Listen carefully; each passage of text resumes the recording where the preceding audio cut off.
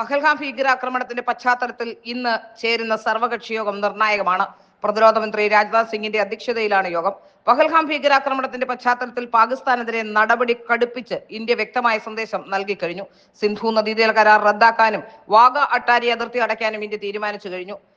ഇന്നലെ വൈകുന്നേരം പ്രധാനമന്ത്രി നരേന്ദ്രമോദിയുടെ അധ്യക്ഷതയിൽ ചേർന്ന സുരക്ഷാകാര്യ ക്യാബിനറ്റ് യോഗത്തിലാണ് കടുത്ത തീരുമാനങ്ങൾ. വാഗ അട്ടാരി അതിർത്തി വഴി ഇന്ത്യയിലെത്തിയ പാകിസ്ഥാൻ പൗരന്മാർ മെയ് 1-നകം മടങ്ങുകയും വേണം. പാകിസ്ഥാൻ പൗരന്മാർക്ക് ഇനി വിസ നൽകില്ല. പാക് ഹൈക്കമ്മീഷനിലെ പ്രതിരോധ ഉപദേശകരെ ഇന്ത്യ പുറത്താക്കി. ഇവർ ഒരാഴ്ചയ്ക്കകം രാജ്യം വിടണം. ഇന്ത്യയും പാകിസ്ഥാനിലെ പ്രതിരോധ ഉപദേശകരെ പിൻവലിക്കും. വിസ ഇളവിലെത്തിയ പാക് പൗരന്മാർ 48 മണിക്കൂറിനകം രാജ്യം വിടണം. ഇന്ത്യയിലെയും പാകിസ്ഥാനിലെയും ഹൈക്കമ്മീഷനുകളിലെ ഉദ്യോഗസ്ഥരുടെ എണ്ണം 55-ൽ നിന്ന് 30 കുറയ്ക്കും. തുടങ്ങിയ തീരുമാനങ്ങളാണ് ഇന്ത്യ കൈക്കൊണ്ടത്. സുരക്ഷാകാര്യ ക്യാബിനറ്റ് യോഗത്തിലെ വിശദമായ ചർച്ചകൾ രാഷ്ട്രീയ പാർട്ടികളെ സർക്കാർ അറിയിക്കും. അതിർത്തി കടന്നുള്ള തിരിച്ചടിയിലും യോഗത്തിൽ ധാരണയുണ്ടാകാൻ സാധ്യതയേറെയാണ്.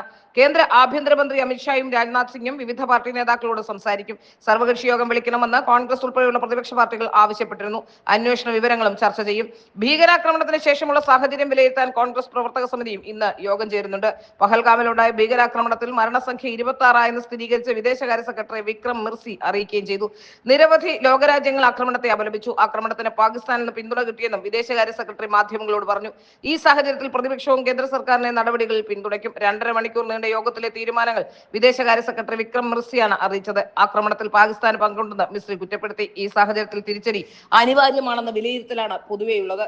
സൗദി സന്ദർശനം വെട്ടിച്ചുരുക്കി ഇന്നലെ രാവിലെ ഡൽഹിയിലെത്തിയ പ്രധാനമന്ത്രി രാവിലെ ഡൽഹി വിമാനത്താവളത്തിൽ ദേശീയ സുരക്ഷാ ഉപദേഷ്ടാവ് അജിത് ഡോവൽ, വിദേശകാര്യമന്ത്രി എസ് ജയശങ്കർ എന്നിവരുമായി കൂടിക്കാഴ്ച നടത്തിയിരുന്നു. വിദേശകാര്യ സെക്രട്ടറി വിക്രം മിർസിയും ചർച്ചയിൽ പങ്കെടുത്തു. ആക്രമണം നടത്തിയെന്ന് സംശയിക്കുന്ന 3 ഭീകരരുടെ രേഖാചിത്രം സുരക്ഷാ സേന പുറത്തുവിട്ടിരുന്നു.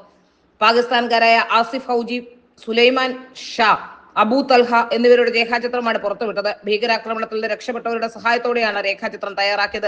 നിയന്ത്രണ രേഖയ്ക്ക് സമീപം ഇന്നലെ നുഴഞ്ഞുകയറ്റത്തിന് ശ്രമിച്ച 2 ഭീകരരെ സുരക്ഷാ സേന ഏറ്റുമുട്ടൽ വധിച്ചിരുന്നു. ബാരാമുള്ള ജില്ലയിലെ ഉറി നാലായിലായിരുന്നു ഭീകരരുടെ നുഴഞ്ഞുകയറ്റമുണ്ടായത്. ഭീകരരുടെ പക്കലുണ്ടായിരുന്ന വൻ ആയുധശേഖരം സുരക്ഷാ സേന കണ്ടെടുത്തു.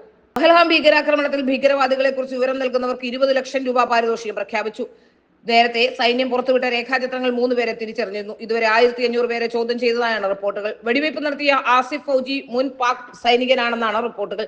ഇന്ത്യയിൽ പ്രത്യാക്രമണം ഭയന്ന് വ്യോമസേനയെ അതീവ ജാഗ്രതയിലാക്കിയിരിക്കുകയാണ് പാകിസ്ഥാൻ.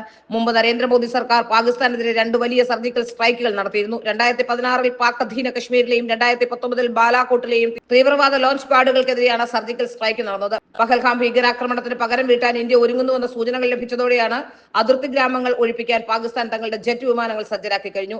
സൈന്യവും ISIയും അതീവ ജാഗ്രതയിലാണെന്നും റിപ്പോർട്ടുകളുണ്ട്. പഹൽഗാം ഭീകരാക്രമണത്തിൽ കൊല്ലപ്പെട്ടവരെല്ലാം പുരുഷന്മാരാണ്. നേപ്പാൾ UAE സ്വദേശികളും 2 പ്രദേശവാസികളും കൊല്ലപ്പെട്ടവരിൽ ഉൾപ്പെടുന്നു. മഹാരാഷ്ട്രയിൽ നിന്നുള്ള 5 പേരും ബംഗാൾ, കർണാടക, ഗുജറാത്ത് എന്നിവിടങ്ങളിൽ നിന്നുള്ള 3 പേരും കൊല്ലപ്പെട്ടു. IB, നേവി, വ്യോമസേന ഉദ്യോഗസ്ഥരും ആക്രമണത്തിൽ കൊല്ലപ്പെട്ടവരിൽപ്പെടുന്നു. ഏതായാലും ഇന്ത്യ ഒരു സർജിക്കൽ സ്ട്രൈക്ക് നടത്തിയാൽ ഒരു ദിവസം പോലും താങ്ങാനുള്ള ശേഷി പാകിസ്ഥാൻ ഇല്ല എന്ന കാര്യം പാകിസ്ഥാൻ മറന്നുപോയിരുന്നു. അതിന്റെ ഫലം അനുഭവിക്കേണ്ടി വരിക പാകിസ്ഥാൻ തന്നെയാവും.